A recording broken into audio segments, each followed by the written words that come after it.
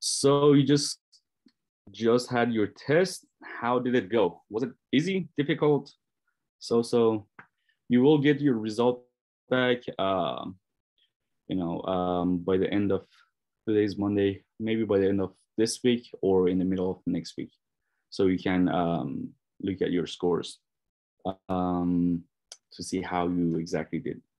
But hopefully you guys did okay. You are happy with the test. I just took a test yesterday and I ruined it.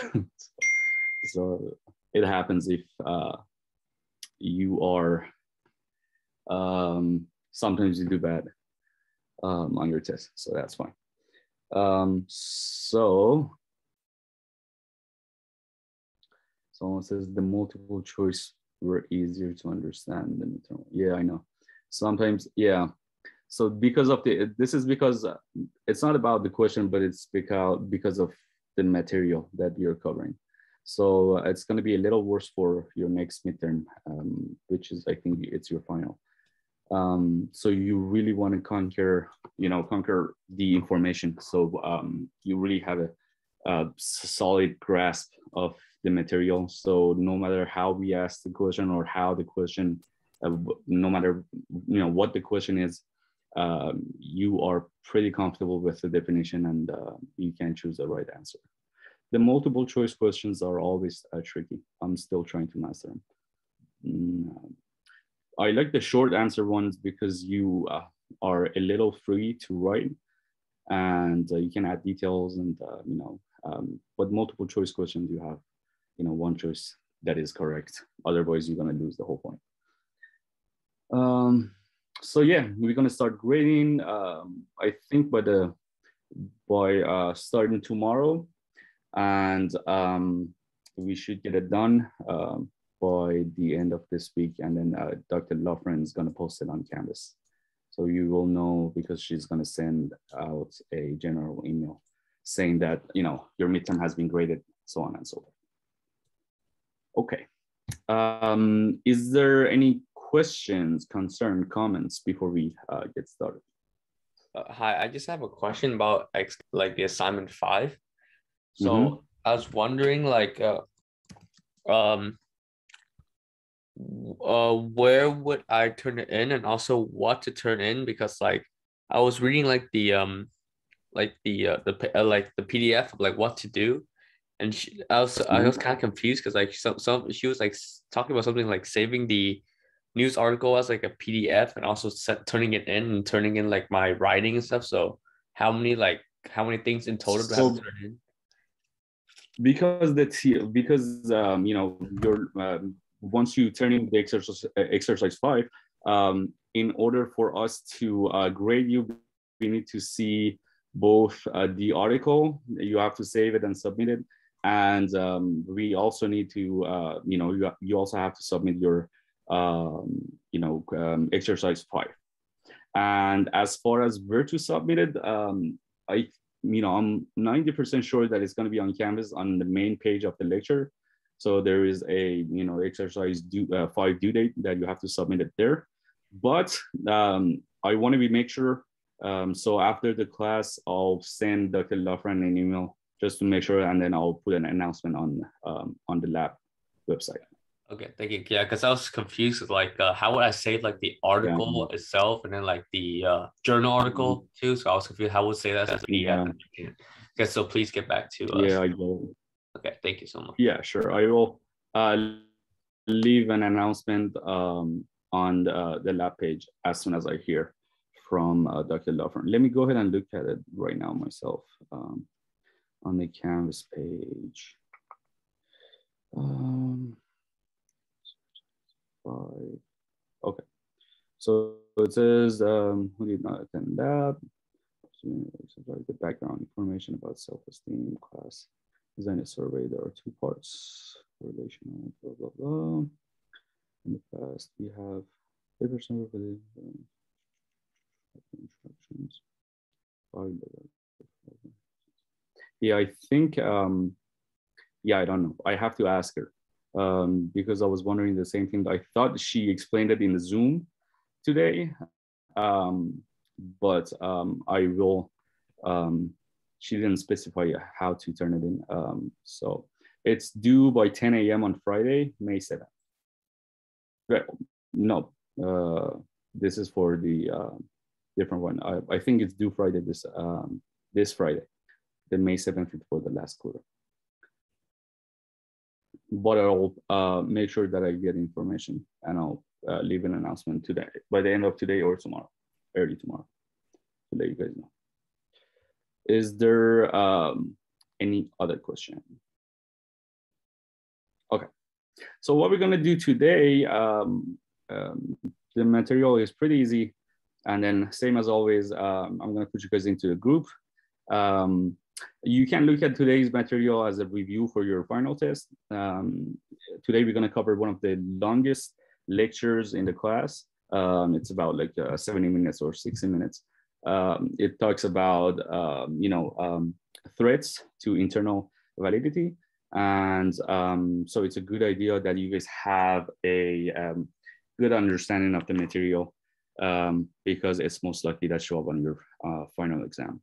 So look at today's material as not a lab material, but something that is a good review for to understand the material, so you don't have to spend as much time learning it, and that it's a good review for your final exam.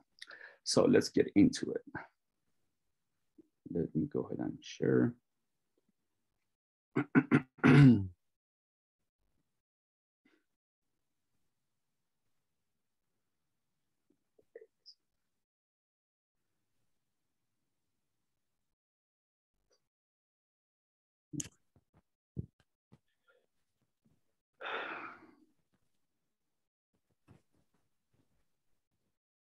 Okay, so what we're gonna do today, this is the outline. So we're gonna do a review on the threats to internal validity.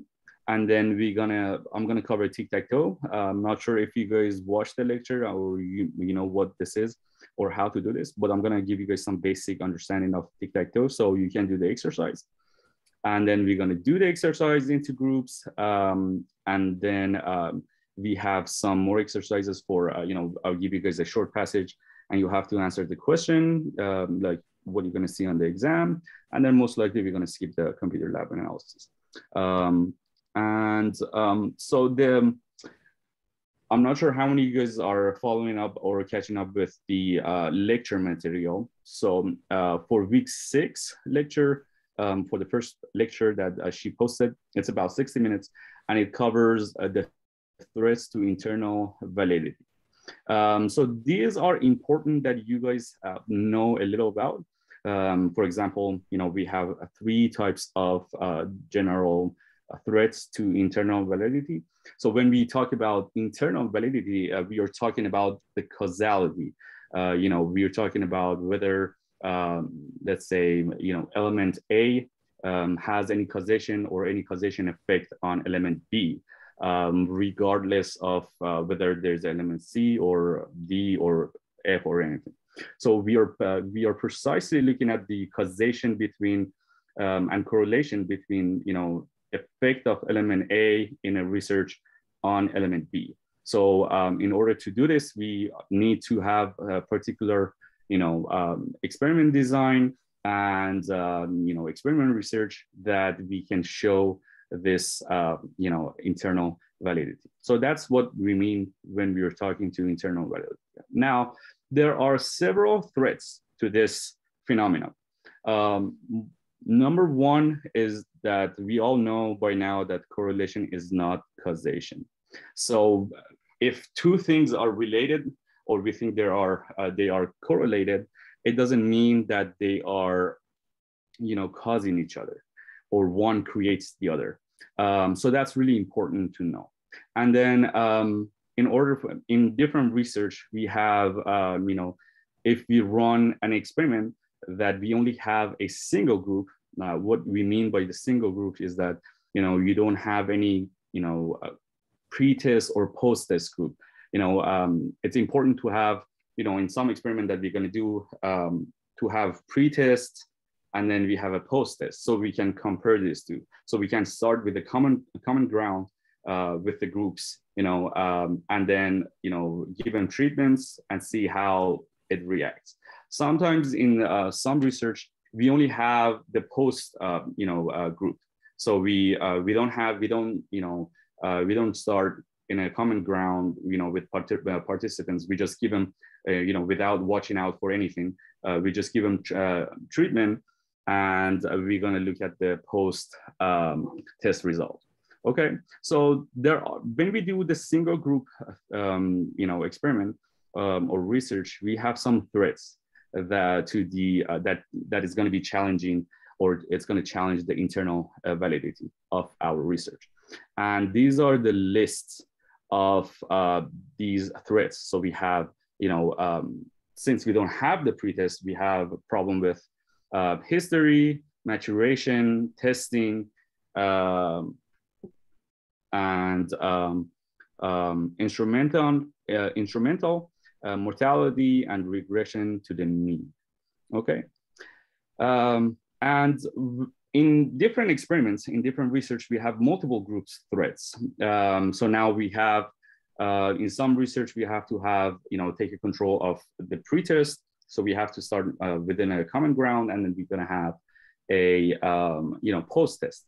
But there are still threats when we are doing this kind of experiments.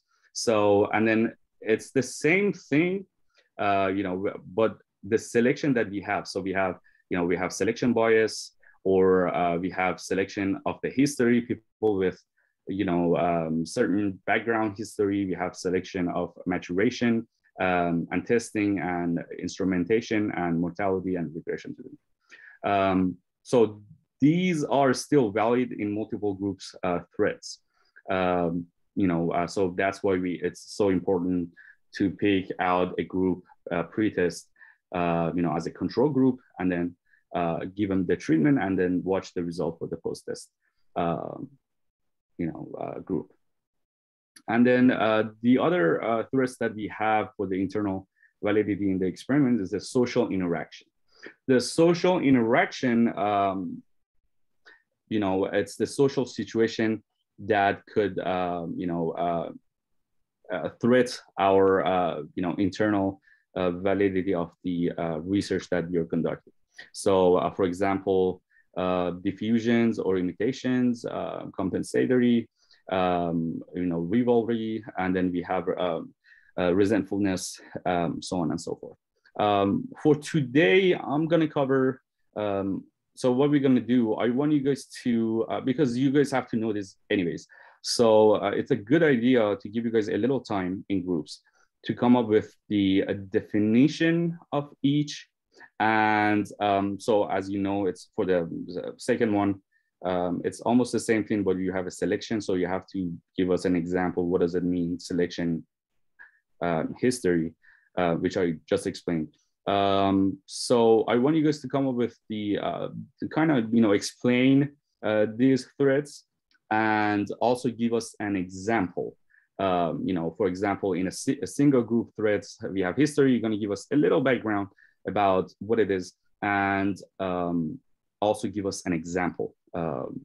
As for the single groups threads, which is history.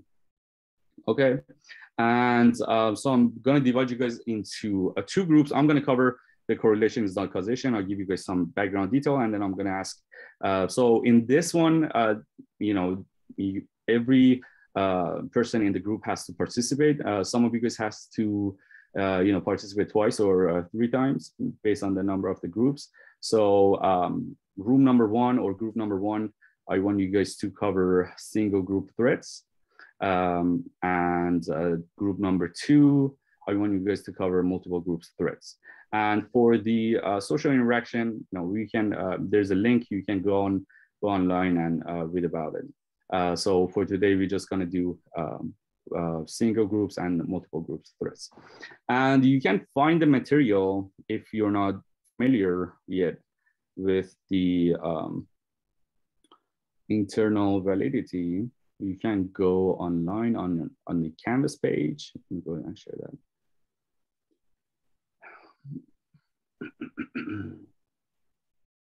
So if you go on the Canvas page, go ahead.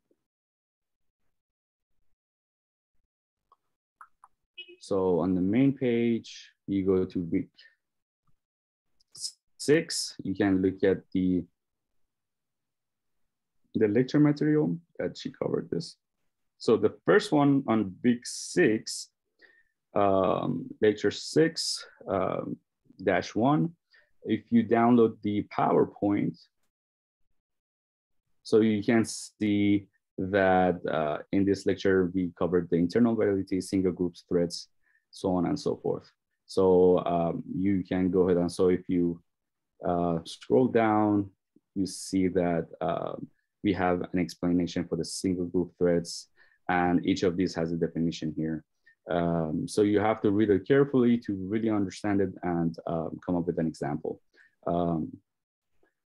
Any questions, any concern before I put you guys into the group?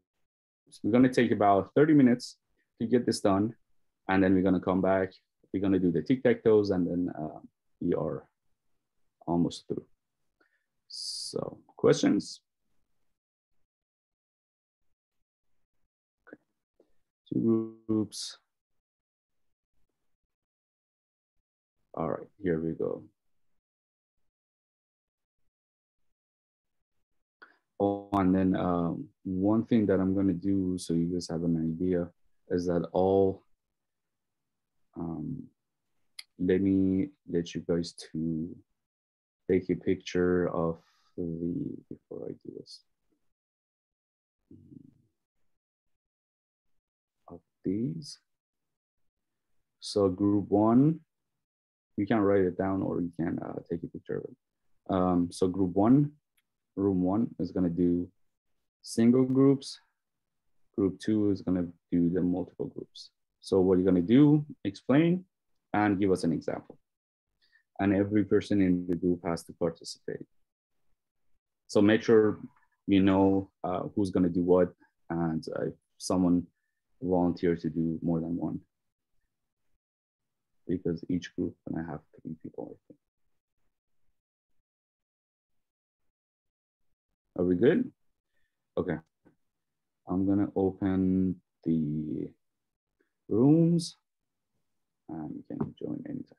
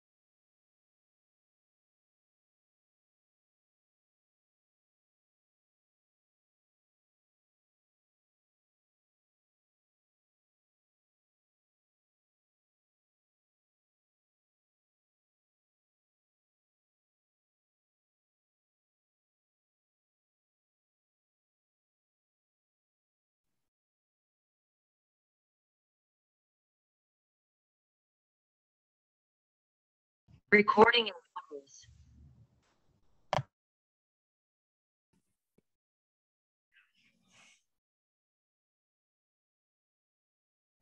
Okay, so let's go ahead and cover it. Okay, so the first one I'm going to cover. So we know by now that, like I said before, that the correlation is not the causation. And one of the slides in the past, just take a look at, does explain that. So if we have an element A in an research and we have an element B, if we see some sort of effect, we know that not necessarily these two elements are related or correlated, or whether one caused the other one. So Morling, the psychologist researcher, established a causality that must be shown in the research, that we can say for sure that we have a connection between the causality and correlation and causality. And there are three rules to his theory, and one of which is that the cause must be coming before the effect. So the cause, it's something that we're going to manipulate, whether it's a program factor or independent variable, has to come up with before the effect. So the effect is going to be the outcome or the dependent variable. So the cause is going to be independent variable, something that we're going to change. And then we have the dependent variable, something that we're trying to measure. And the second law to his theory is that there is a covariation of the cause and an effect. So there should be a covariation between the two. And last one, that there are no plausible alternative explanation, that in the research, there's nothing else that left that might have an kind of an effect on the results. So there's no plausible or any other explanation as why this effect happens. So this is for why correlation is not called causation, and if it does, it has to go through these three theory. So now we have single groups thread and we have a multiple group threads, and each of it has a subtype, subparts that hopefully you guys came up with a little detail.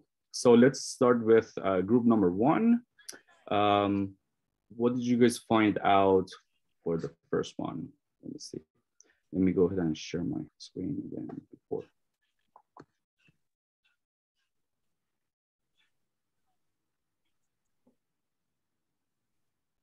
Sure.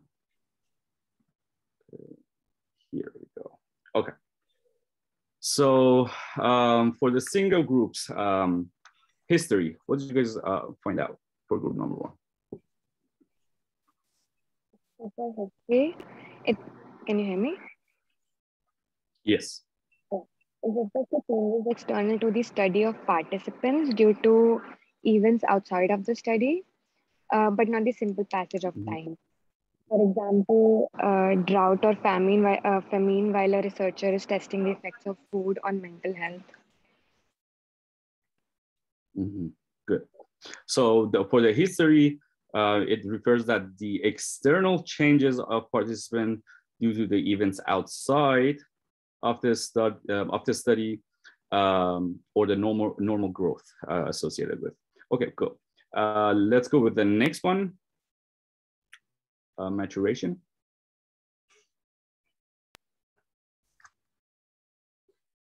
Maturation refers to change within the participants during the study that results normally from the passage. Most common when working with children and adolescents, because they are going through changes. For example, awesome. in a larger, okay. Yeah, go ahead. For example, in a larger classroom, the TA pulls out individual students and helps tutor them. Those students went on and graduated college. The TA believes that they graduated college because of the study group, but in reality, the study group is not only the factor, but also because they aged and grew and became responsible. Perfect, yes. So maturation again refers to the changes within the participants. So if you have for instance, a long-term study that covers like a 5-10 years of period of time or something like that, you have to take into the account that participants will change. And another problem with maturation is that once you expose them to the pretest, they have some experience with the pretest, then the results going to change for the post-test. So maturation plays a big role. What about the next one? Testing. Okay, so for testing, it's just like when you keep using a measure over and over, or when you try to use a test over and over on something, the subject themselves can just get used to it, or inversely, they can also become more and more affected by it. But either way, the score is now affected just because of the mere use of the test.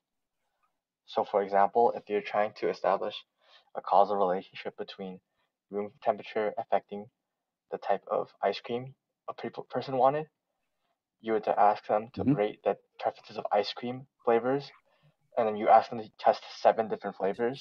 It would be obvious by like the type of 4th or 5th flavor, the person would probably be scoring lower, not because they didn't like the flavor, just because they're kind of sick with the ice cream.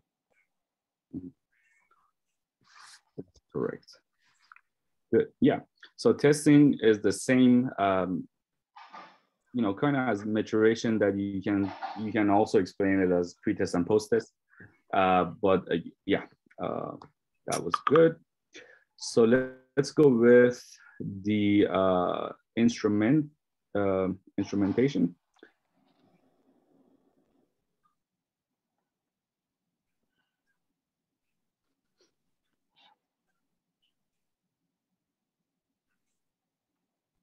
So who's going to do instrumentation in your group? I'll do it. For instrumentation, it involves raters and change in the measuring instrument, or when the criterion measure comes from raters, it is essential for the raters to be trained, motivated, and able to give ratings that are constantly reliable and valid. And for an example, we put subjective ratings on how well a person can sing. After drinking cold water, the instrument / rater won't be constantly reliable or valid. That's correct. So, in order to run a good experiment, you have to have a proper instrumentation in order to test the subjects. So let's go with the next one. What did you guys come up with? The mortality. For mortality, we put when subjects are lost from an experiment after being selected, there's a possibility that the results are biased. For example, we put halfway through a research on connection between health and mental health in a town, a hurricane strikes and causing people to leave the town, and the research just loses the subjects after being selected. Yep, exactly. And last one, regression to the mean.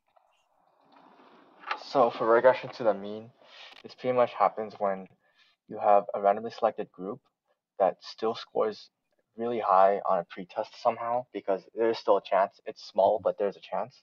So once that happens and you try to put them into groups based on that number, they still do well. So that ends up affecting their scores. So the example is that maybe you have this new textbook, this college prep textbook that you want to test. And so you have 2 groups use this textbook and another just use like regular textbook.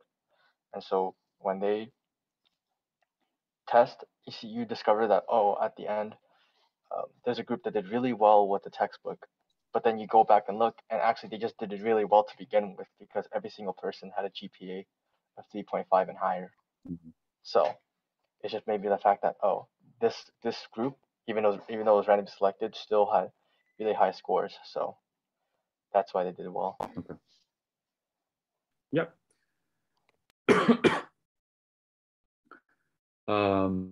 That's really good. So regression to the mean usually happens when you place participant into the, using the extreme scores.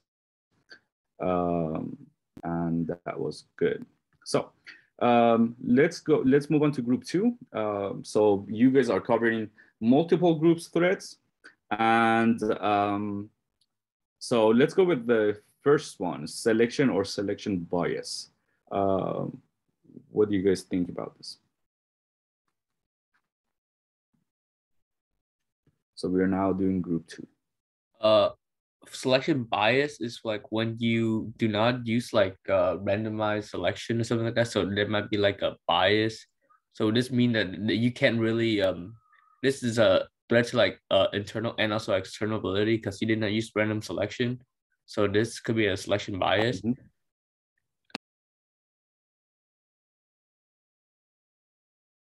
Yes. So for the selection bias, yeah, you have to make sure that you have a standardized, outline of what you're going to do, how you're going to do it. So we do this to make sure that we avoid our opinion or our judgment to play a role in our research. Yes. Let's do the selection dash history. So for selection history is selection history that is like any other event that occurs between the pre-test and post-test that a group experienced differently. Because it's a selection threat, it means the group differ in some ways. And an example that I remember for the lecture is like camp like a two military camp I think Cam Ling Jun and Cam Pendleton. So they are measuring the wife's like anxiety level and well for but however the soldier at Cam Ling Jun was sent to like a war, but the soldier at the Cam Pendleton was not. So if the wives at the Cam Ling Jun experience an increase in anxiety, this is a selection history threat because the wives are experiencing something that the Cam Pendleton wives are not experiencing, which is like their husband soldier or being sent in harm's way. So this is a selection history threat. Yeah. So again, we use multiple groups in order to avoid the single group's threats. And so when we're talking about the history, when it comes to the multiple groups, since we have, sometimes we have pre-test and we have a post-test, and in the middle, we have treatments. So we have to watch for the external environment or how the external things are going to affect the participant or the result or the final outcome of the research. But that was good. Yes. And what about the maturation? For maturation, it is a selection, a threat result from differential rates of normal growth, like due to passage of time between the pre-test and post-test of the participation of the group. So an example that I came up with was like, are you measuring measuring a vitamin to test like if it increased strength, and then you assign it to group 1 and 2. And however, the one difference between group 1 and 2 that is that in group 1, there are a higher male to female ratio. So there are more males than female. And in group 2, there are more female than male ratio. So if you test it and group 1 showing like an increase in strength, this can be a maturation because in group 1, there are more males, which can means that they're stronger by passage of time because they're growing strong. They grow stronger than female naturally. So that data might not be accurate since this is a selection maturation threat. Yep, exactly. And another way to approach it, which is almost the same thing, as testing, is that again you have to consider the pre-test and the post-test. So sometimes maturation happens when you expose participants to the pre-test. They build this tendency to do as same or as different. Whether the pre-test going to increase their confidence or decrease their confidence, and it kind of affects the post-test results. And the testing is almost it's also the same thing. So you have to watch for the pre-test and post-test and the way the treatment works. So what about the testing, the selection testing? So for testing, it's what I have is very similar to what you just said. So for example, like if there are two groups, the pretest and the pretest can influence each group differently. So for example, like if you're testing children, they might be influenced by the pretest and start thinking one way, whereas children in a different group might lean a different way, which then results in affecting the post-test. So it's hard to attribute the results to either the actual test or just to the groups themselves. Exactly. Yeah, so really similar to what you just said. Yep, that's good. What about the next one? Instrumentation. So instrumentation is how you are, the methods you're using to test each group. So an example I used is if you have an observer he observes the first group and it's his first observation of the day, he is going to have, and he's rating that group, he's going to have different results than when he rates and observes a group at the end of the day. So for example, he'll kind of evolve throughout the day, and then next thing you know, his methods are different than they were in the beginning. Yes, that's good. And another way, for another example for the instrumentation is, us when we grade the test. So at the beginning, we have lots of energy and we're just getting started. We have a mental, set that, okay, this is how many points I'm going to take away if I didn't see this main point, and this is what I'm looking for in the student's answer. But as we get along, and I might think to myself, oh, but lots of students are not doing as well. So I start to loosen up and I give more points. And towards the end, I get tired and I don't read the answer properly and stuff like that. So it's really and then so what we do is that to grade again, we have to do it all over again. Go make sure that we were fair and we grade everyone based on the same criteria, and my feelings has nothing to do with it. So you have to do it again, kind of, just to make sure that the grades that you gave out were unified for all students.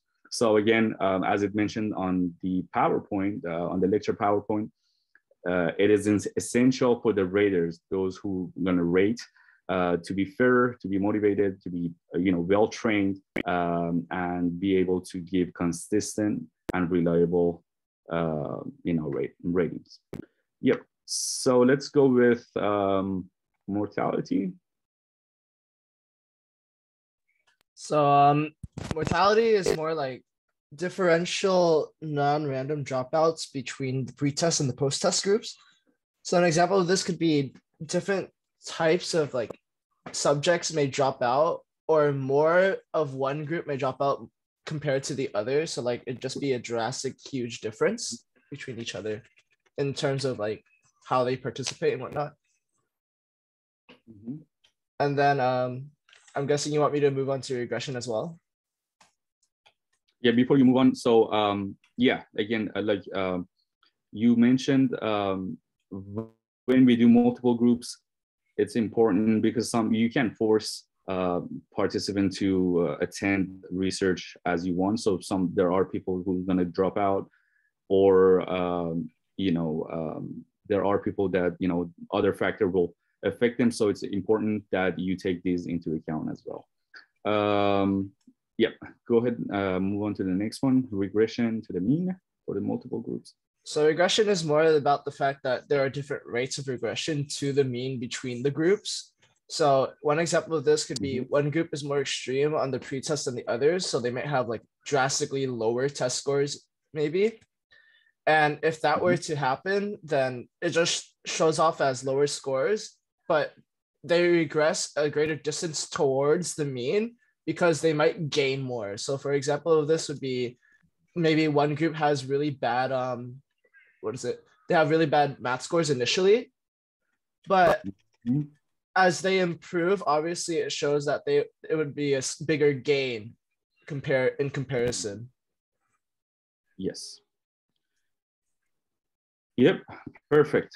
Cool.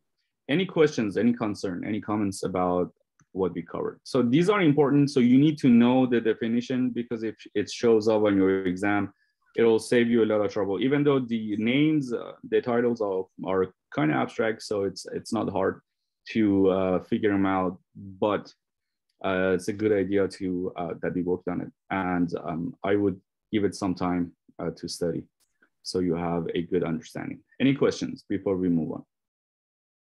Okay, so another thing that I wanted to cover, I'm going to review it first because it's really important for you to understand. So let me go ahead and it's the tic-tac-toe design notation. And it might seem confusing at the first, but as you get used to it and you do more examples, it becomes a habit, or you get the idea. Let me go ahead and share. So I'm going to do the review, give you guys some detail if you missed the lecture. So we are all in the same page when we talked about tic-tac-toes. So on the test, what you might see is that sometimes we're going to give you a passage, and we on the short answer question, and we're going to ask you a question about the pre-test, and post-test or experimental design, and then we're going to ask you to draw a diagram of the tic-tac-toe design for that passage that you just read. So it's crucial for you to have a basic understanding. So let's give it a go. So hopefully you all can see my page. So for the tic-tac-toe design, we have this set of letters. Each row, so we have 2 rows, each row represents a different group, right? And then the first letter in the row, it's whether R, or N, or G or something else. R stands for random. So the experiment that we do, it means random. And then if instead of random, we had, N, it would mean, okay, the groups or the experiment that we're going to do, or the different groups that we have, there are, natural. So that means we don't have any, pre-test or anything like that. So each row means that, it represent different groups. We might have 2, might have 3, 5, and each of these are different groups. The x-axis on this diagram is what we mean is time. So we have 2 groups, and then O is our, the first O that we see is our pretest. The X is going to be our treatment, and the O is going to be our post-test results. And for the second groups, again, we have the pretest and we have the post-test, but we don't have the treatments. So this is the second one is going to, because we didn't give them any treatment, the second one is going to be our control groups, right? It's something that this is, something that we are trying to control and compare to the groups that we gave out treatment. And this is all in the time axis domain, okay? So again, like I mentioned, the O's indicate different waves of measurements. So this is a little fancy, but what this means is that we are testing the subject or, at a different time domain. So first we do the pretest, and then, the time passes, we give them, treatment, and then we give them the post-test outcome, or, we make sure to understand the post-test result as the treatment we gave out. So the O's right here, we have the first O's, and then on the time, we have the second O. So this happened at a different time. Okay, so now we see that these O's right here are very vertically, aligned. So it shows that they happen at the same time. So we collected data for the group 1 randomly and group 2 randomly. For the post-test result, we select them, or we collect them at the same time. Now it can be at the different time. So it, if you indent the second group a little further, it happens at the different time, because like I said, the x-axis right here, it's tells us about the time that we ran this experiment. Okay, so for this one, we ran the pre-tests at the same time because they are aligned, and then we ran the post-test at the same time because they are aligned vertically. Okay. So now this is another example. So we have, again, 2 groups. They are randomly selected, For the first one, we have the pre-test, we have the treatment, and we have the post-test. For the second one, we see that it's not aligned. So it happens much later that we do the pre-test, we're missing the treatment, and we're doing the post-test. And this is, since we don't have the treatment here, this is our most likely our control groups. Okay, so this is an important difference between the two. Okay, so again, if you got this diagram or this figure on the test, and it tells you what is the main difference here, is that the time domain for the both for the different groups are different. So for the first one happens much earlier, and for the second one it happens after the first one is finished. Okay. I mentioned this. X is the treatment. R indicates the groups are randomly assigned. It could be different notation. It could be N, which is for natural. It could be G for groups. And I believe those are it. So N again indicates groups are naturally occurring. And then, so again, this kind of design called two groups, pre-test, post-test, randomized experiment. This is what we call this figure. Two groups, because we have two groups, pre-test, the first O's, and post-test, the second O's, randomized experiment. Okay, and randomized because we have two R's. So we have different variation of the multiple groups design. For example, this is what we say no treatment control groups. And why do we call this no treatment control group?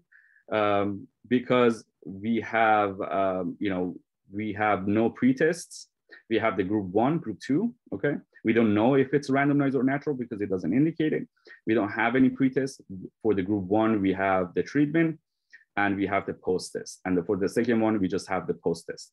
So, in some experiment, this becomes handy. The second one is the standard treatment control. Again, we have a different treatment for different, things that we are measuring. For example, for schizophrenia, let's say, we have, the treatment, or we just put them in the control group, or give them different medication, and we compare the post-test results. And we might have 3 groups, and we have 3 different, treatment, and we care for the post results, and we can confirm together. So these are the different variations. There are a lot more, but we get the idea. So this last one is the multiple treatment levels with no control groups. Okay.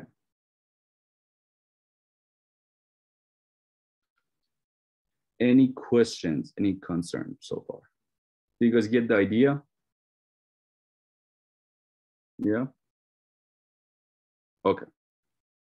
So the multiple group design often include a pre-test. So we have the pre-test and we have the post-test. And the pre-test, in different designs can be omitted. So we can ignore the pre-test. And there are advantages and disadvantages in order to have or not have the pre-test. So pre-test again ensures that the groups are equal before we start doing anything. So we have a basic ground, or we create a equal situation. And then for the post, if we omit the pre-test, it opens up the possibility that we have some sort of threat to internal validity, and selection bias might occur, and so so on and so forth. And then how do we? The question is that how do multiple groups design counteracts the single group threats? So what we want to know, like I mentioned, we use multiple group design in order to avoid the single group threats. And how this happens is that so we have a control group, most likely sometimes.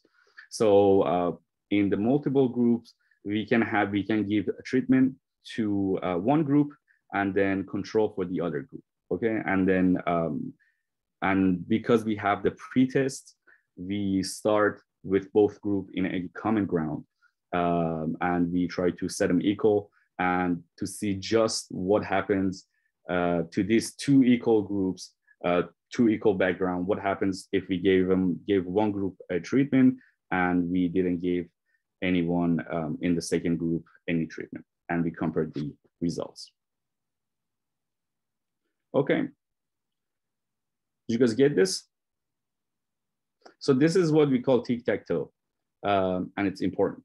So any question, any concern before we move on? So the next exercise that we're gonna do in groups, let me go ahead and bring it up. It's of the same nature. So there are, sure.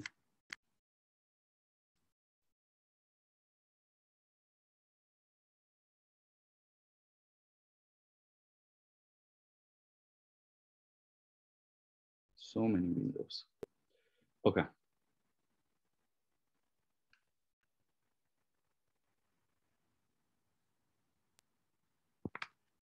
Okay.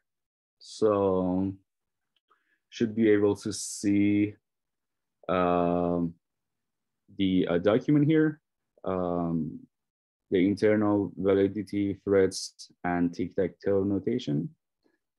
So we have four different, we have a, the basic experiment that it describes what we were actually doing. And then it's gonna ask, we're gonna have four different variation, okay? And after you read this, you have to come up with the answers. There are three answers for each variation. So the first one asks whether you notice the design is, whether we have the pre-test, post-test, or it is just the post-test, or is it the repeated measures, something that we repeat over and over. And the number two asks for the largest thread to internal validity for this design for the first variation, whether it's regression, attrition, or instrumental or selection bias. So you have to, by now you should have a good understanding. And then it's gonna ask you for the tic-tac-toe design, something that it covered. So you have to understand the variation and sketch the tic-tac-toe design for this variation. There are four different variation. Group one is gonna do variation number one. And let me see if I can fix this. So group one is gonna do, so both groups has to read the basic experiment. And then group one is gonna do variation number one and variation number two. And for both, you have to sketch a tic-tac-toe design, and you have to please type this out for the, type this out on your computer, who is going to represent it. Make sure that you have the diagram on the, Word, Excel, whatever, so you can share it to the class. And then the third one and the fourth variation is going to be done by group number 4. Okay, so this is a good exercise. Let's give it a go, talk to each other, share, and we're gonna come back in 15-20 minutes, and then we are almost done. Let me go ahead and share, put you guys into the groups. Any questions before I do that? Can you say again which groups are doing which one? So group number 1, variation number 1 and number 2. Group number 2, variation number 3, and variation number 4. You can find this document on the Canvas page for today's lab. Any other questions? No? Okay. Let me go ahead and open up the rooms. Take about 20 minutes. So till 5:05 or something. Here we go.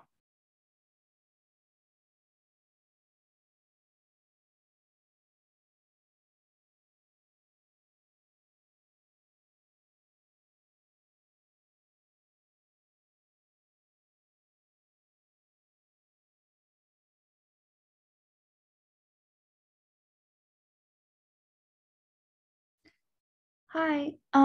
I just got a text message from work saying if I could go in because I guess somebody is like throwing up at work. I'm gonna try. Can I like do the worksheet and like I'm probably gonna have to leave early and I'll be here for like us presenting. Yeah, that's fine, but you have to submit the next exercise in order to get the points. No, yeah, I'll submit. Yeah, I'll So- work on it with my group and everything. Like I'll like wait like the 20 Yeah. minutes and everything, but just to get there. Oh, and then I had another question before I go back in. I forgot to submit my name last time for last time's group work, but I was here the whole time, even when you were presenting the thing.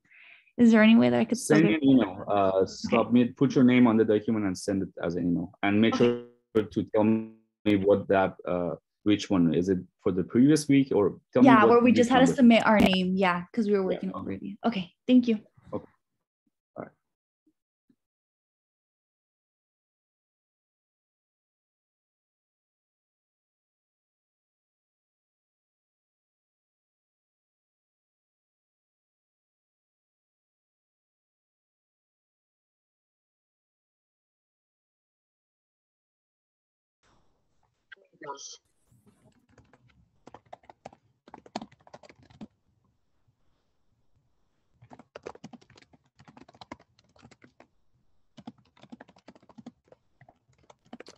Okay.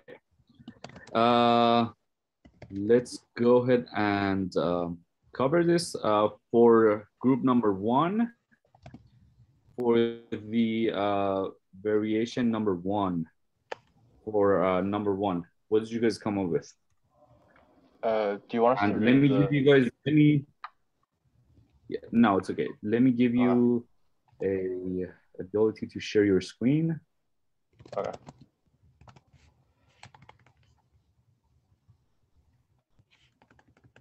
All right, you should be able to share your screen. So let's see, what do we have? So for the variation number 1, you don't need to read. For the first question, the design is, what do you guys think? Pre-test, post-test, post-test. Post-test only, B. So post-test only, yeah, for number 1. And for number 2? We were thinking C, but honestly, we were kind of confused.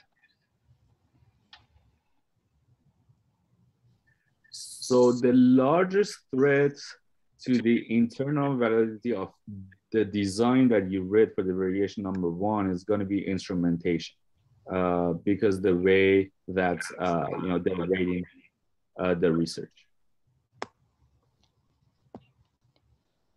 And for number 3, how did you guys come up with the notation? Can you share your screen if you wrote it down?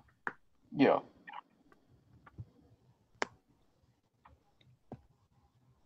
So see right here, number 3 is R blank O for the control group.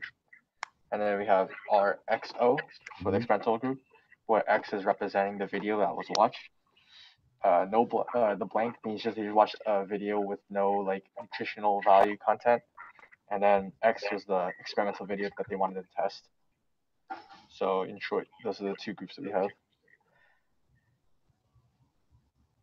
Okay, so this is almost correct. Let me go ahead and okay.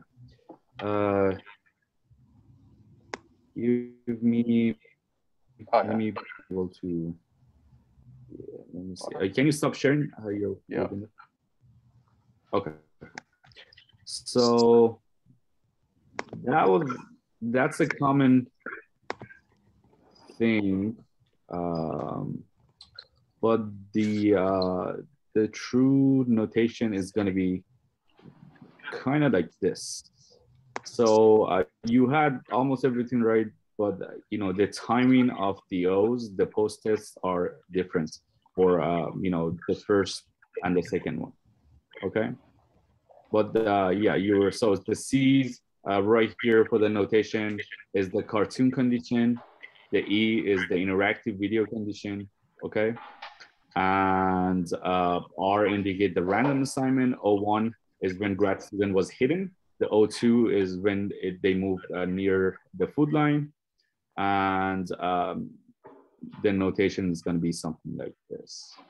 For the variation number 2, so again, it's going to be post-test. For the largest thread is going to be the selection. We have the selection bias. And again, the notation is going to be, so the groups are natural. We have, the first N is girls, the second N is boys, C is the cartoon condition, and E is the interactive video condition. And now the post-tests are aligned here because of the design of the experiment. Okay, so for number 3, group number 2, what did you guys come up with?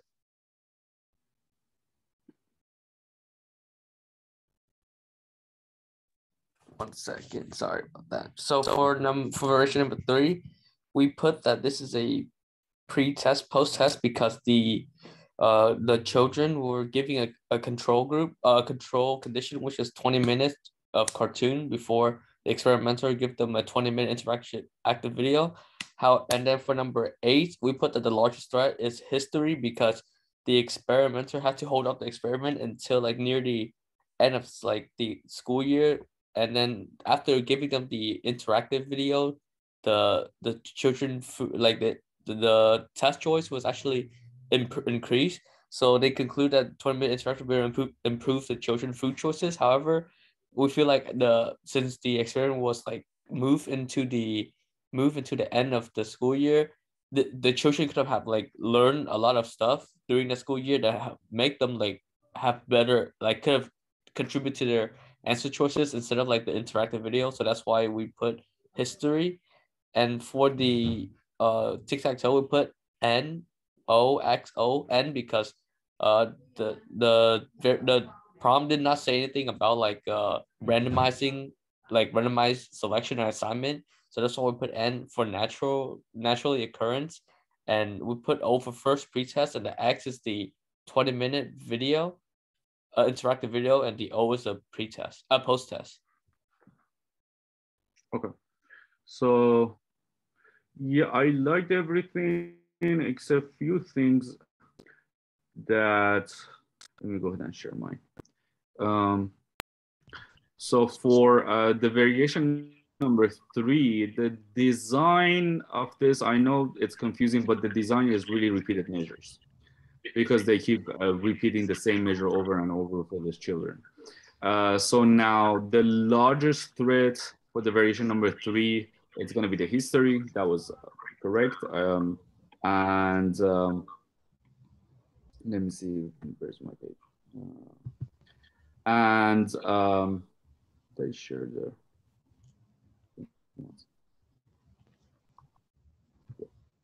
okay. So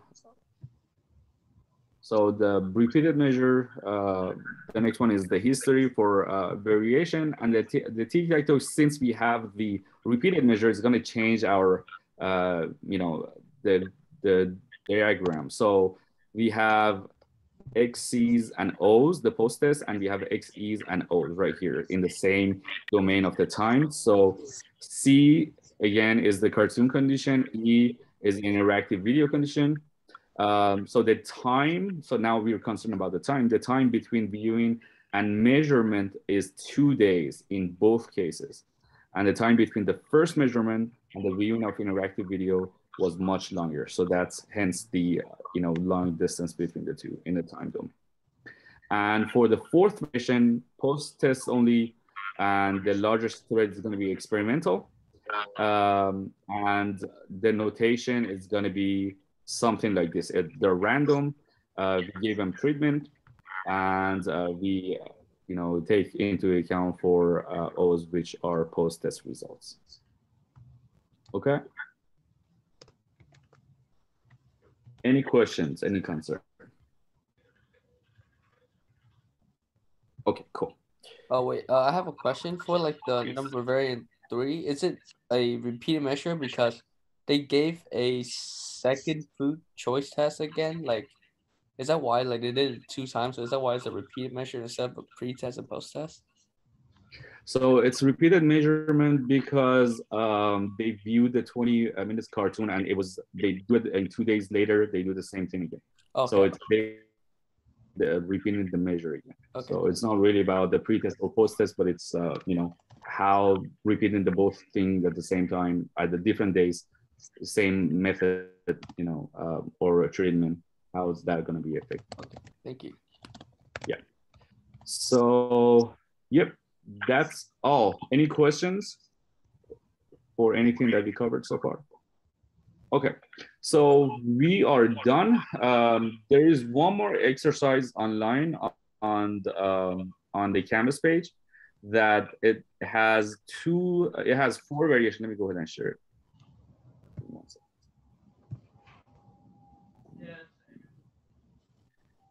So it is called, it's going to be on the Canvas page. We have 4 different scenarios for, let me share this.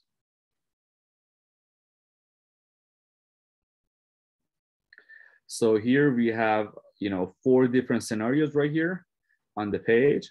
And it's going to ask you for each, passage, which is the short summary of a research or something. It's going to ask you for, to identify the validity threats.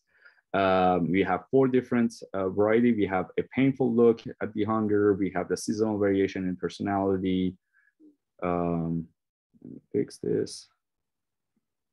We have